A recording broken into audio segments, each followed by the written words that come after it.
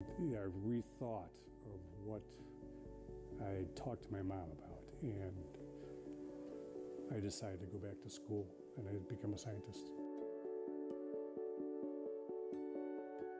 The hours are long and the work is hard, but these explorers wouldn't have it any other way. This is really, tough country. It's really rugged, but it's also a very beautiful country. I think I can speak for nearly every scientist that I've worked with. They do this because they want to help. They want to provide the information and tools to solve problems.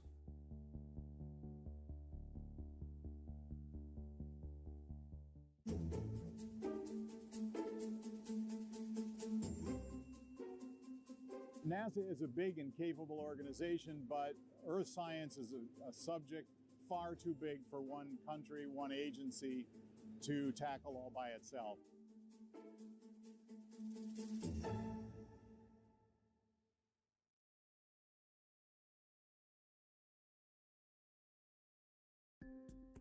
After nearly a decade of planning, this field campaign happened to be here just as an unusually dry season led to some of the most intense and large fires the region had experienced in the last 5 years.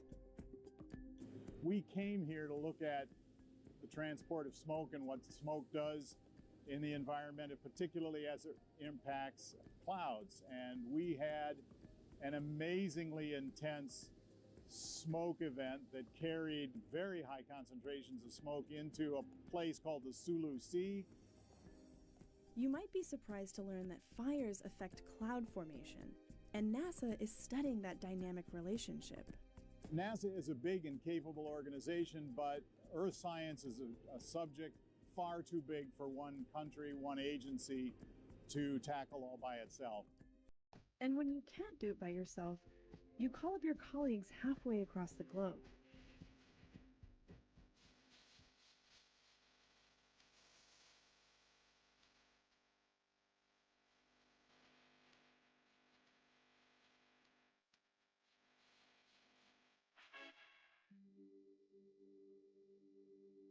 We're in the Philippines to better understand how tiny particles from smoke and pollution affect cloud formation. The campaign is called the Cloud Aerosol and Monsoon Processes Philippines Experiment, CAMP-X. The 2 is silent. That's just a joke, but the acronym, that's serious. This project has implications for millions of people. I'm the program scientist for CAMP-X, and while I'm here, I'm sort of the decision maker of last resort if something comes up. We caught up with Hal between meetings in the hangar. Along with Jeffrey Reed from the Naval Research Laboratory, he's responsible for overseeing this large collaborative effort in real time, making sure the team is meeting their scientific goals while also keeping researchers from institutions around the US and the Philippines working together smoothly. A critical part of the process was the relationship built through time. That relationship enabled us to really work together and think about what would be the questions that would be relevant to us in the Philippines and in general to the region. I'm Gemma Teresa Narisma, and I'm the Executive Director of the Manila Observatory. The Manila Observatory, along with NASA, the Naval Research Laboratory, and a handful of university partners are using 2 research planes and measurements from a ship to look at the properties of clouds to improve satellite measurements in the region. Satellites find it difficult to see, quote-unquote, this region, and regional climate models are having a hard time capturing these processes. That basically means planes, ships, and teams on the ground need to fill in the missing details.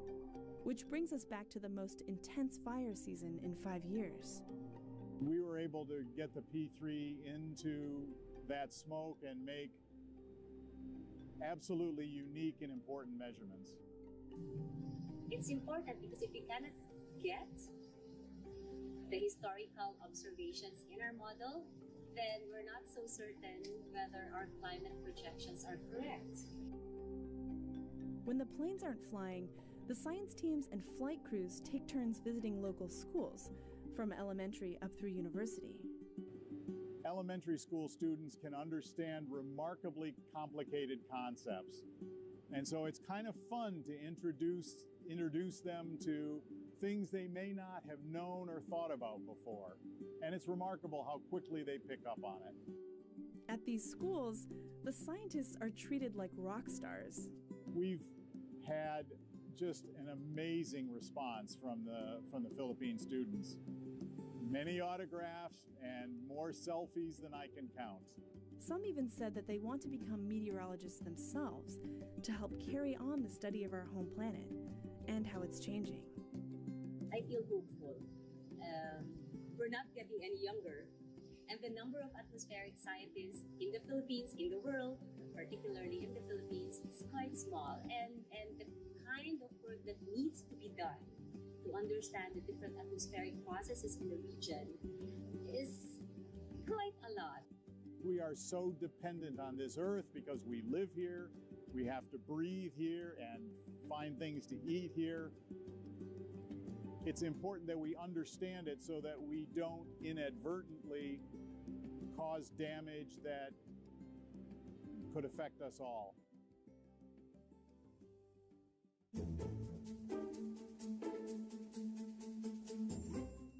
What we're seeing is that areas that have been flammable are becoming more flammable, pushing those systems into either extreme conditions or a year-round fire season where fires are literally possible at any time.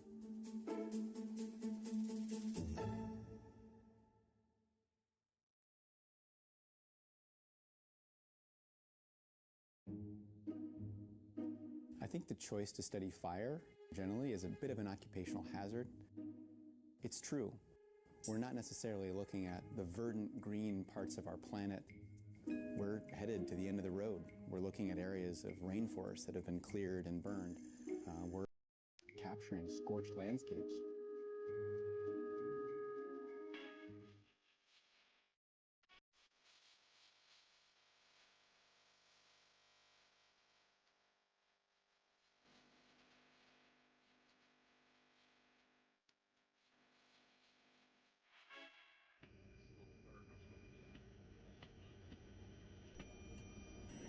In this series, we've been following the fire season around the world. First in the American West, in the early part of summer, the start of the fire season. Then in high northern latitudes, Canada and Alaska. Then finally in the Philippines, as the summer became fall. In the past, you could count on the fire season eventually coming to an end. But we're now learning that that's not really the case anymore. What we're seeing is that areas that have been flammable are becoming more flammable, pushing those systems into either extreme conditions or a year-round fire season where fires are literally possible at any time. We caught up with Dr. Doug Morton to find out the extent of the damage. Hotter and drier conditions, adding wind, you end up with fires that are moving faster and burning hotter than what we've seen before. Can we better understand, anticipate, and characterize the changes in our planet that come from those extreme fires? Actually, yes, we can.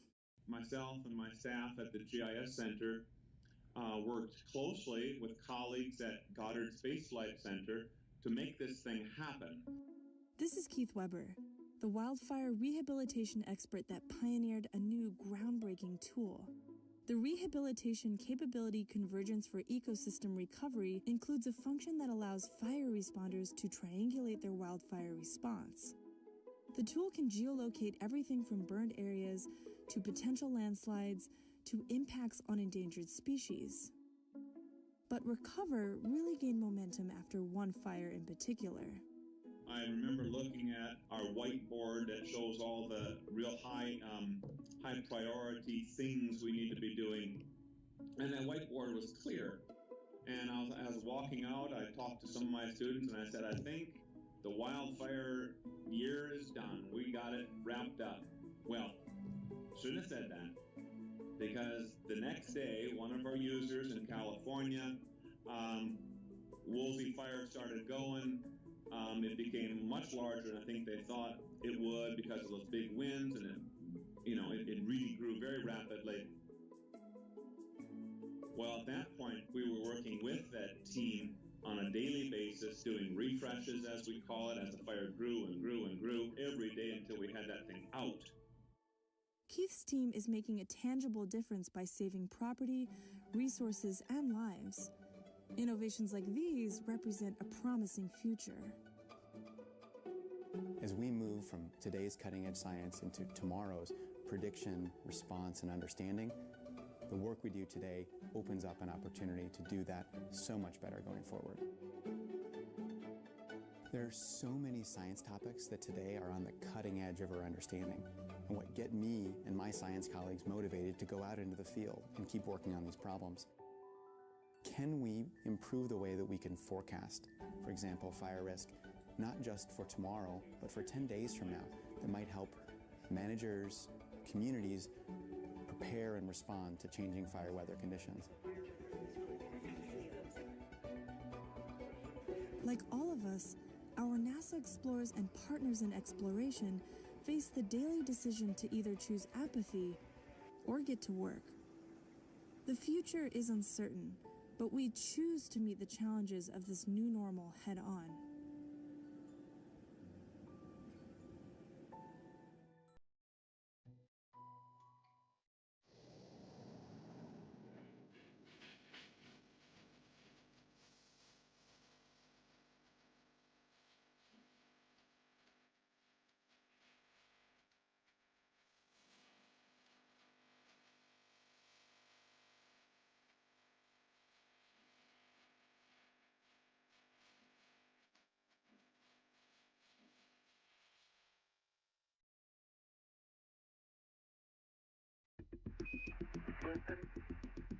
It's the first word from space before history is made.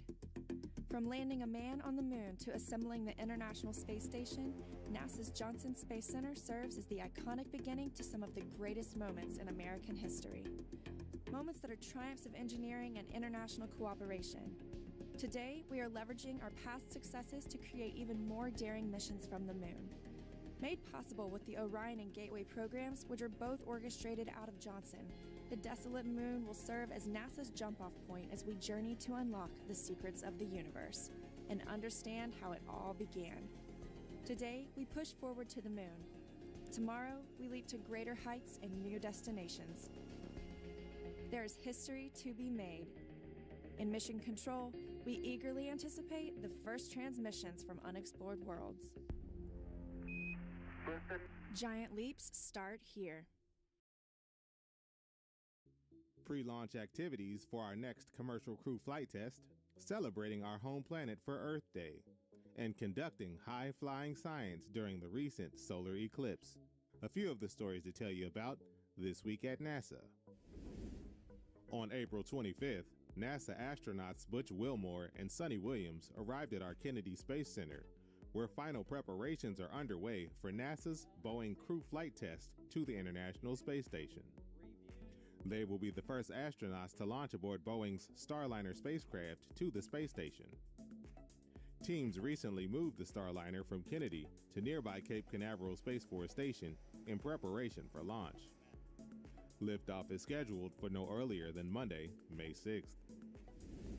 For Earth Day, we invited people around the world to take selfies and share them on social media as part of our global selfie event. Our worldwide celebration of Earth Day also included online resources at nasa.gov/Earth Day. NASA studies our home planet more than any other. We operate 26 missions in orbit to observe our oceans, land, ice, and atmosphere, and measure how a change in one drives change in the others.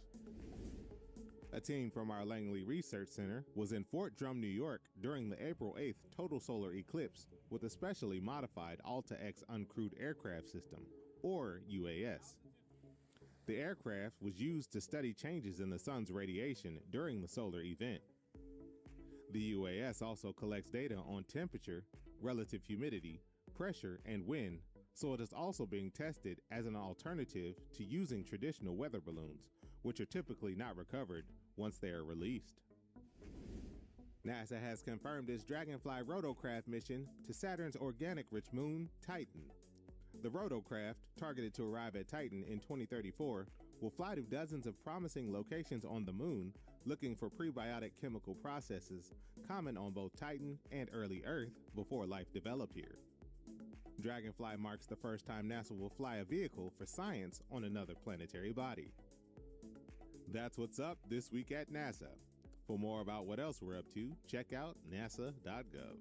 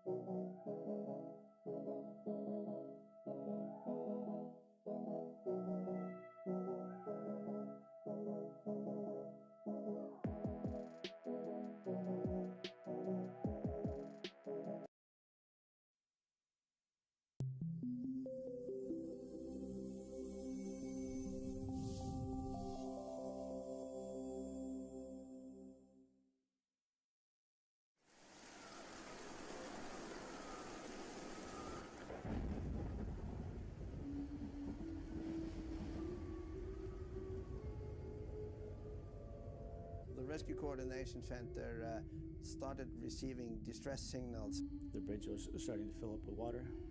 The ship was sinking and got them out on top of the rescue boat. Winds up to 60, 70 knots. We started to separate one by one. Wave height 50 to 60 feet. Finally I was alone and no rescue boat or nothing. The rescue boat drifted away. It's freezing out there. All I had to do was just wait and hope some kind of miracle would happen. There is almost no chance to survive in conditions like that.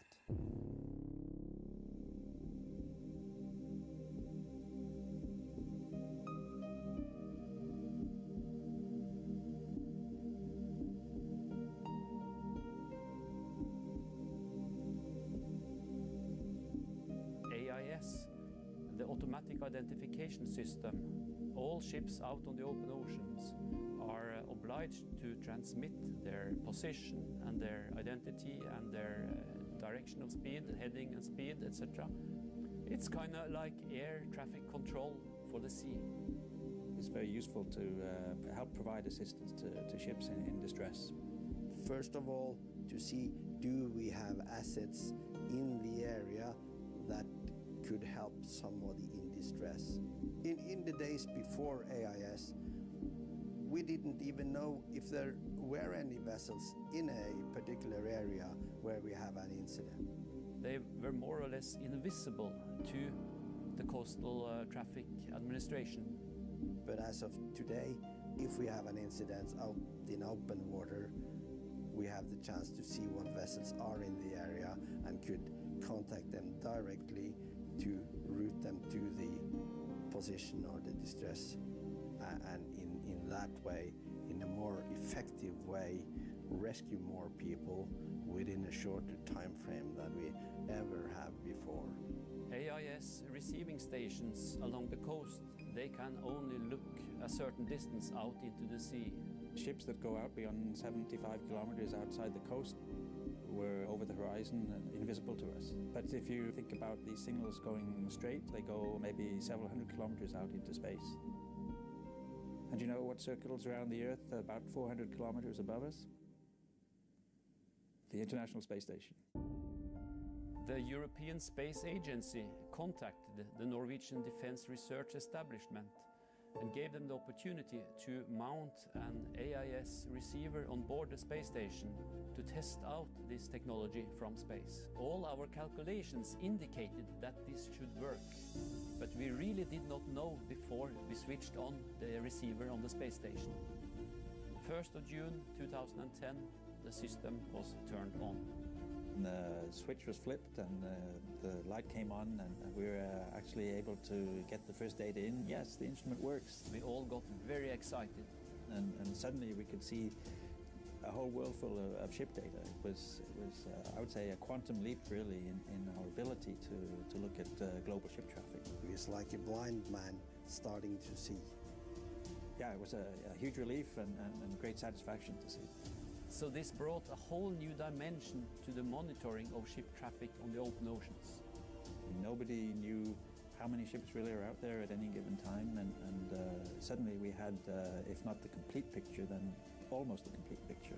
On a typical day, the space station is observing about 30,000 ships out on the open ocean.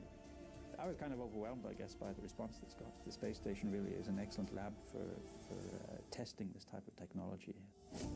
This project demonstrates that the International Space Station is not just for science and astronauts, but it really benefits the whole mankind with down-to-earth applications.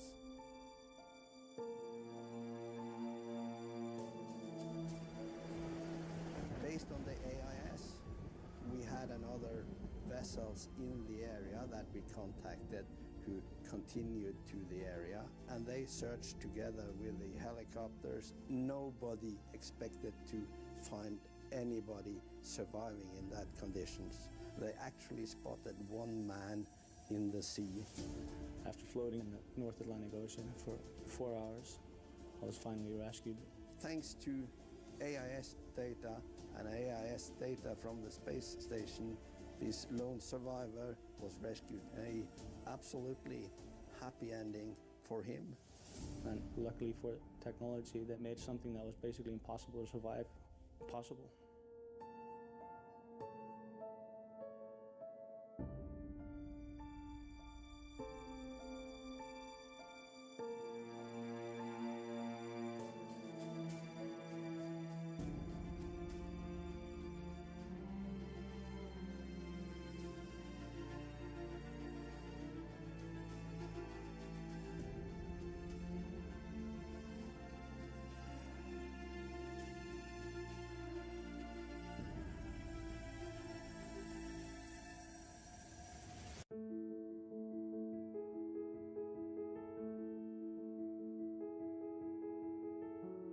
What happens if you wake up in the morning and you understand the state of the world as it is right now? What could that data enable? How could people make smarter decisions?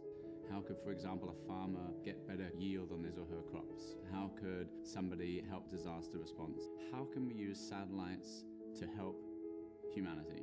That, in many ways, was the underlying thesis of doing Planet Labs, was to get data into the hands of people that could enable us to make smarter responses to that. Planet Labs set out with the mission to photograph the entire Earth every day. And they thought, how are we going to do this? They said, let's build our own satellite. Commercial imaging satellites, they're very large. They are very expensive. We took a different approach. By making them really small, we can launch lots of them, and by launching lots of them, we can cover this, to get to this mission of imaging the whole Earth every day. If we can do that, then we can literally change the way that we see the world. And they called it the Dove. It's about the size of a loaf of bread.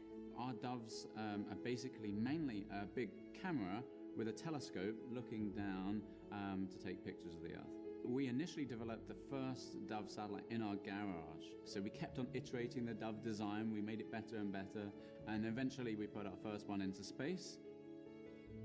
We had no idea what the quality would be like. I mean, we didn't know if it was going to work. But we got an image down and it was so beautiful that we knew at that point we could make this technology work.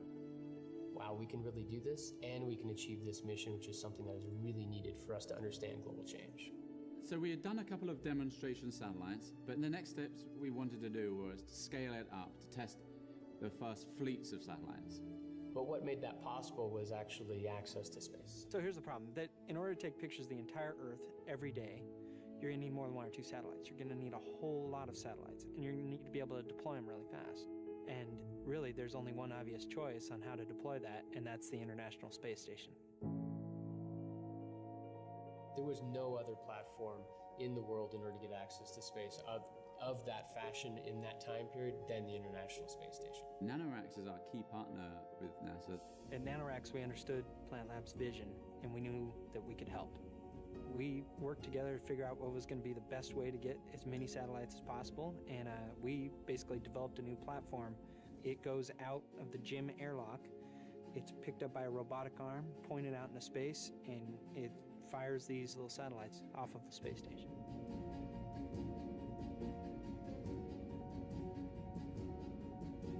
They were able to secure 28 of our satellites to be launched from the International Space Station, and that was known as Flock 1, our first constellation. This opened up the whole world to satellite developers, people that could put things into orbit fast.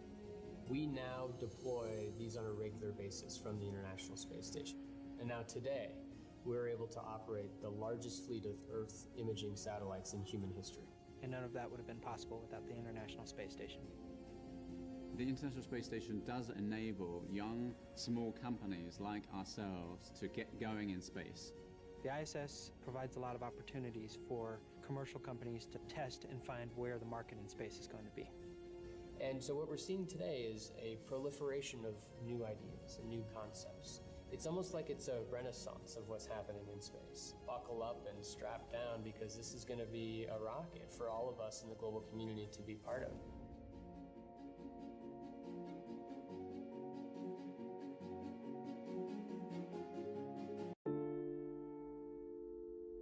The first pictures now coming in from Puerto Rico after taking a direct hit.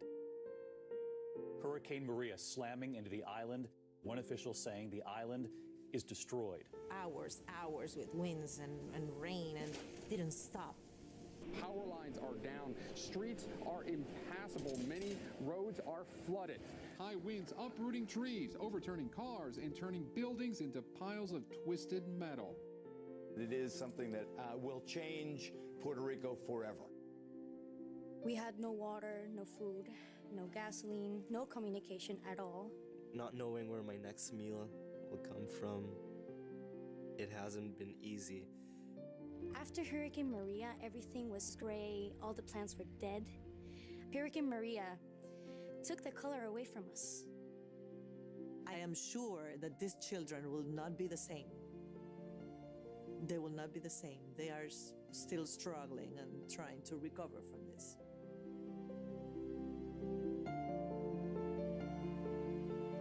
My name is Joe Acaba. I'm a NASA astronaut of Puerto Rican descent. I was about a week into my mission on the International Space Station. Hurricane Maria was forming up, and from there, if you looked out the window, Maria took up a big chunk of what we could see. It was going to cover the entire island.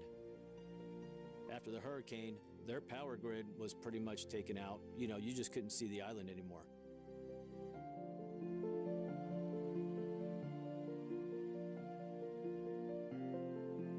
The hurricane, I think, had a huge impact on, the island as a whole, but especially the kids. Joe Acaba was our hero, and we need something positive. The students need something positive.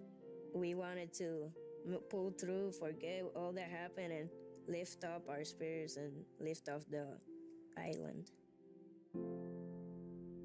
So I knew I couldn't do much from up on the International Space Station, but I did want to connect with the students to show them that there is hope and that there are people out there that care about them. NASA has the STEM station, which allows the students and teachers to talk to the astronaut in the space station. It's making that connection so that maybe they become more interested and we can inspire them more to study the STEM fields. So we were able to establish and coordinate with NASA one of these video conferences. Thousands of students from different parts of the island watching the video conference with the space station talking to Joe. This is Joe aboard the International Space Station. I have you loud and clear. How do you compare? What is the most impressive? How did Puerto Rico look after hurricane? Allowed to visit What is the minimum number of? It was awesome because, as soon as it came up, you could hear people clapping, people were excited. So even though I couldn't see them, I could feel them, and that was pretty neat. It was amazing. He called from the International Space Station to see how Puerto Rico was doing, and that means a lot for us, a lot. In May of 2018, I was able to go back to the island, my first time since the hurricane. It was a great opportunity to get out and kind of come full circle with those students, to go and see them in person and, kind of reiterate how important they are, and just to give them a little bit more hope because there's still a long way to go on the island. He's a hero for us. Kids love him, and everybody loves him here. Joe Acaba is the role model that we need at this time. I want to be like him. I want to go far, and I want to be an example for little kids when I'm older. Not only is the International Space Station a great tool for scientific research and exploration, but for students from Puerto Rico in particular, I think that having that video conference with them, it did provide some hope. It did provide some inspiration. And so it's just one of the benefits that we get from the International Space Station.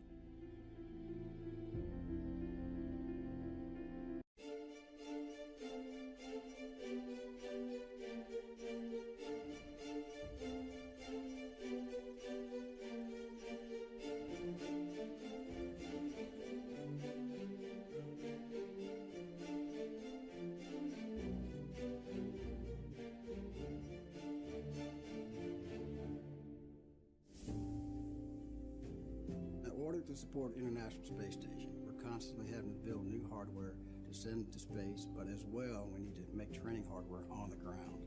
So we ask ourselves, what if we got high school students to build us some training hardware and get them out of the textbook, get them some hands-on lessons to work with, and by doing that, we'll be inspiring the next generation of students. So that's when we decided to create Hunch. Hunch goes to the local high schools, partners with the high schools, and gives these students opportunities to design, build hardware that'll fly in space or be used for training hardware on the ground. Students did the design and engineering, the CAD drafting, the 3D print prototyping, the machining, the procurement of the hardware. All this done by high school students to get this article to fly in space. From the quality perspective, the students have exceeded all of our expectations. The hardware we're getting in is top-notch. This program actually helps them focus into the engineering and the STEM fields. I've been teaching for 23 years. I've never seen anything that even remotely compares to having the type of impact on students that Hunch has had. Absolutely phenomenal. Working with the Hunch program, we fabricated training hardware for the ISS. I created and designed interactive simulations. We're making a Mexican paella and hopefully gets chosen to go to the International Space Station. From the Hunch program, I've learned how to use AutoCAD. We learned a lot of teamwork. I've definitely gained some communication skills. We're learning more about food science, technology, but everything basically doing this. It gives them a confidence that I don't think they would have had to that level before this. Maybe I would actually be able to be an engineer. So it was never something that I'd thought that much about. And then I was working on this stuff that went to space, and I couldn't think of anything more exciting. And I still can't. It's a pretty cool thing to be able to tell other people or family when you go visit that I work with NASA programs. I mean, I told everybody, like literally everybody. We have an opportunity here for them that is unbelievable. It's kind of like getting a master's at age 16. They truly have moved on to a level they wouldn't have approached or wouldn't reach, I believe, without this program and without the International Space Station. Before the Hunch program, I really was just a C student with no direction in my life. And since then, I've been on the Dean's List for the past 4 years and will be transferring to pursue mechanical engineering. It really helped me find my passion for aerospace. The Hunch program gave me my career. The impact on their lives has been amazing. They're more successful, they're more driven, they're more determined. They know they can achieve, and that's all, I think, through this program, through the Hunch program and interaction with the International Space Station.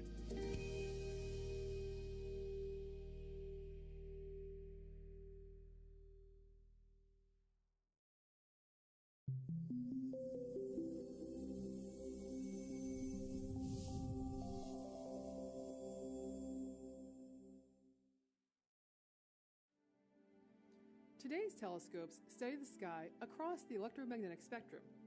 Each part of the spectrum tells us different things about the universe, giving us more pieces of the cosmic jigsaw puzzle. The most powerful telescopes on the ground and in space have joined forces over the last decade in a unique observing campaign known as GOODS, which reaches across the spectrum and deep back into cosmic time.